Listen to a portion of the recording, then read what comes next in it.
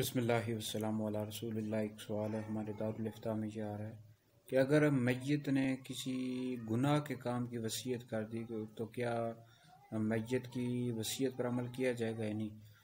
तो याद रखें, अगर मैयत ने किसी गुनाह के काम की वसीयत कर दी तो उसकी वसीयत पर अमल नहीं किया जाएगा, बल्कि इसमें कायदा उसूल ये है कि अल्लाह रब्बुल इज़्ज़त की जिस काम में नाफरमानी हो रही हो, मखलूक की इताअत नहीं की जाएगी उस काम में।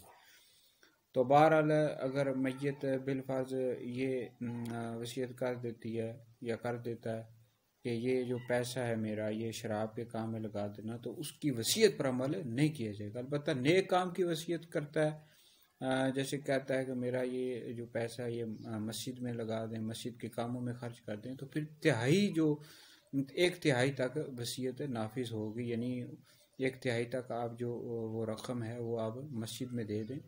यानी सारी रकम देना ज़रूरी नहीं है, बहरहाल 1/3 तक आप दे दें। लेकिन बहरहाल अगर गुनाह के काम की वसीयत करता है तो फिर उसकी वसीयत पर अमल नहीं किया जाएगा।